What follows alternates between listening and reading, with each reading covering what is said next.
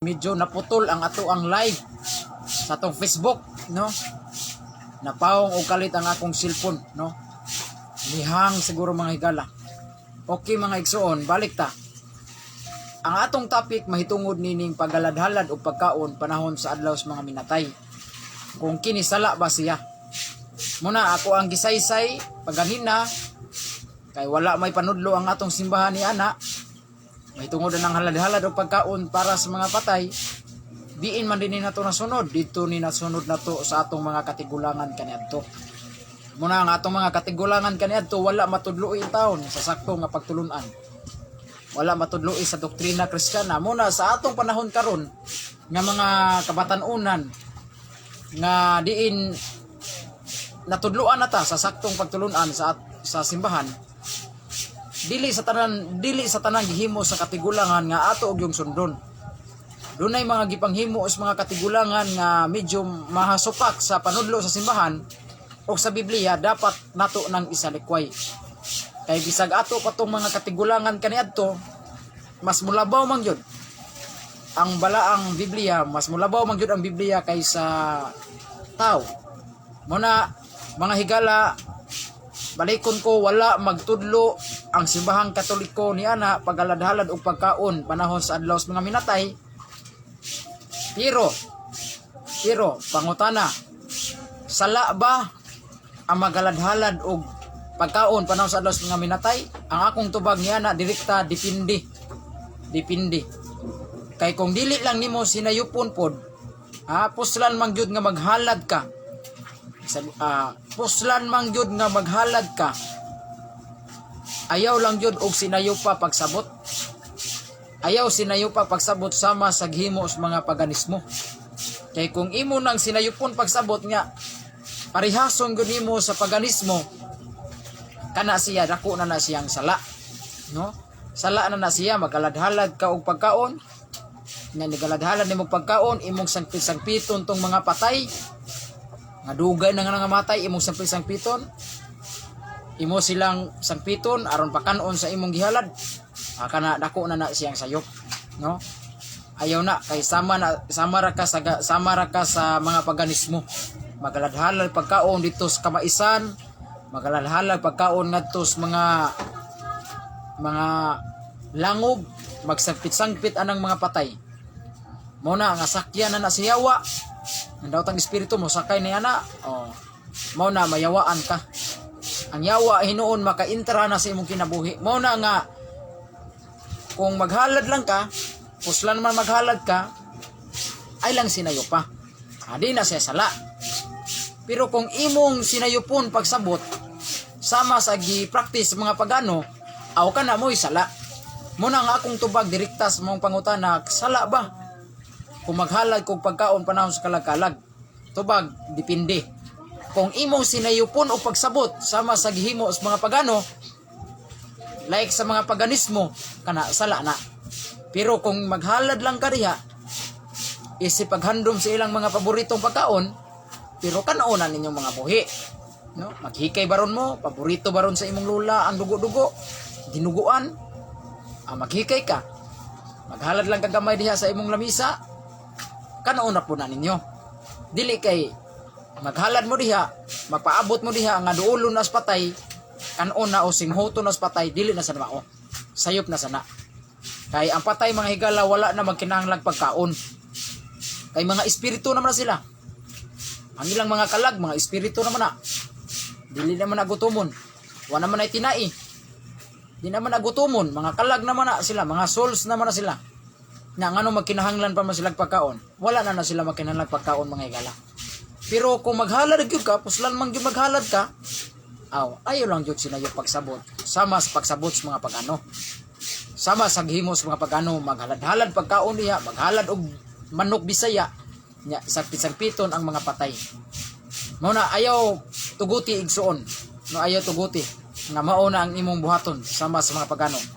Pero maghalad lang ka diha pagkaon, isipaghandom sa ilang paboritong pagkaon, maghikay mo, magbanding mong tibok pamilya, inyo nang sawaan ang mga pagkaon yang inyong gihikay, okay ra na siya. Di na siya sayop o di na siya sala.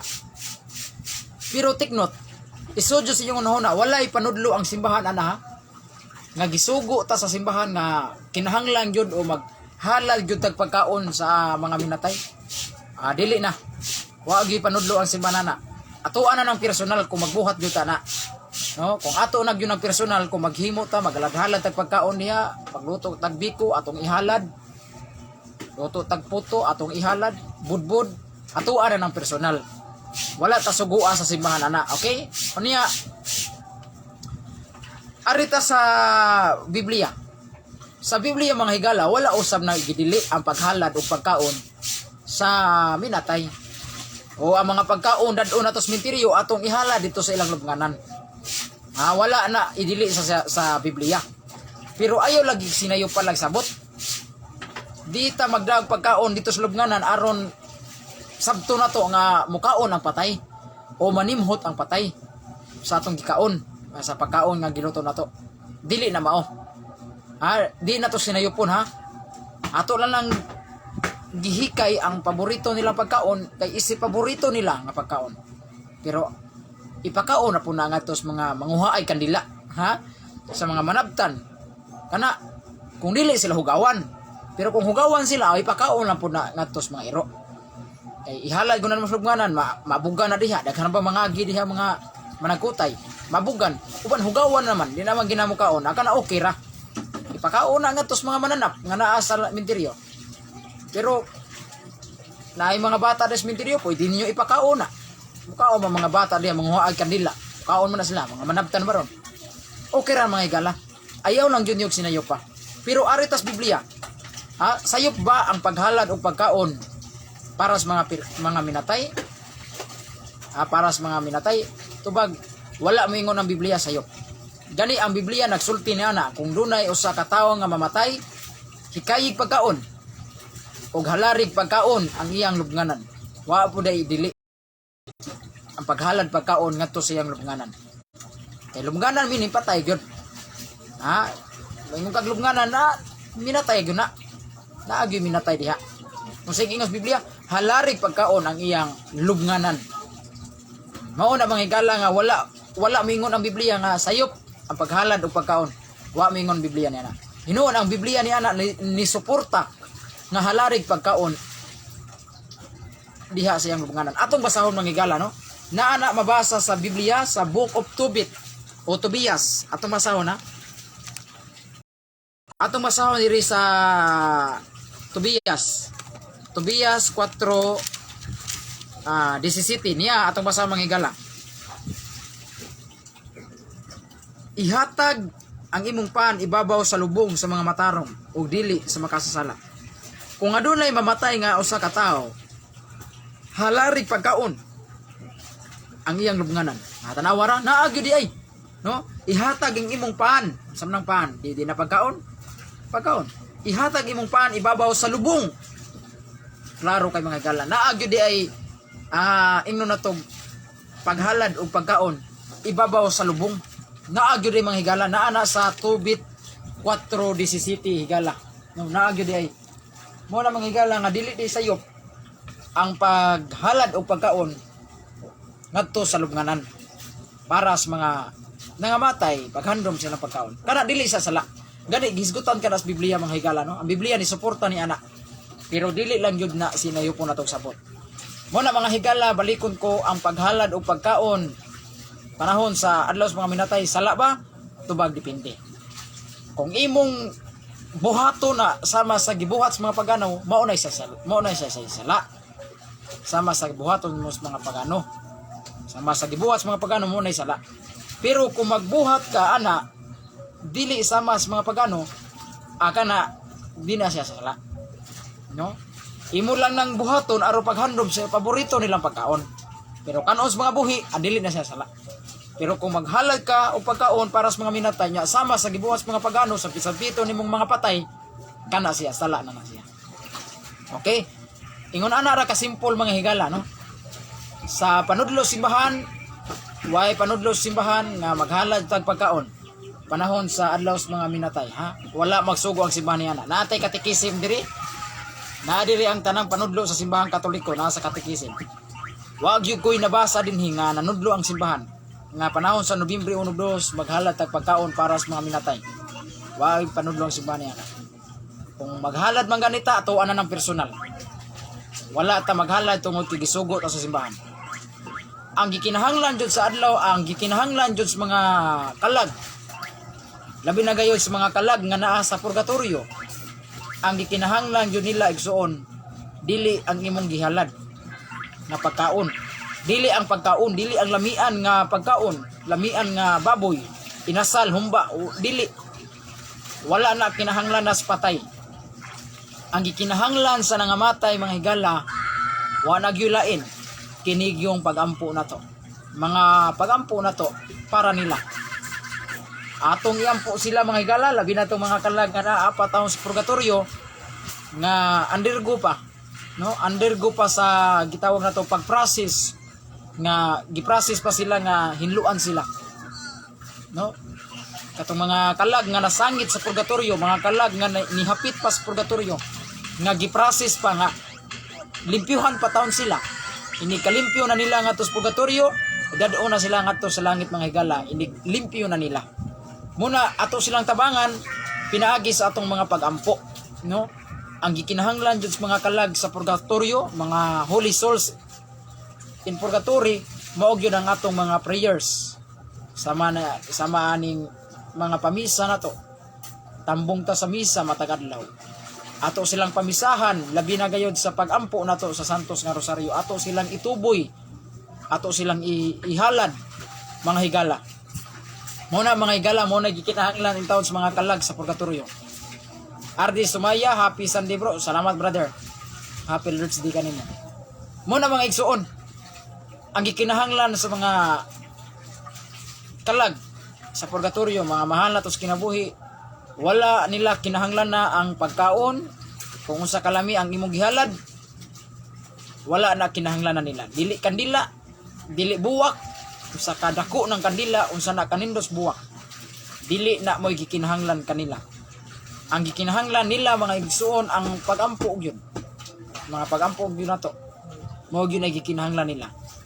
Kaya doon na pa yung mga naa dito, mga igsoon, nga naa taon sa purgatorio, makagawa sila mga higala kung malimpyo na sila, mahinluan na sila mga igsoon. Tungod naman guna sa ilang mga sala nga gagmay, nga nahimo nila mga higala, sa dihang buhi pa sila sa kalibutan, nakabuhat sila mga gagmayng sala, kanang gitawag na to, og venial sin. Unya, naabtan sila sa kamatayon, wala nila mahinusuli, muna, nahiato sila purgatorio. Kayo, wala man nila hingpit na hinulsulan ang ilang mga gagmayng sala. Mo po na, wala po na sila maimpirno kay gabay ra parang salaan, no? Islayt ra man na. Wa po na sila mahilangit kay ang langit di man pwede makasuod. Bisag doon na kay gamayng sala. Gamayng buling. Di po kakasuod og langit niya na.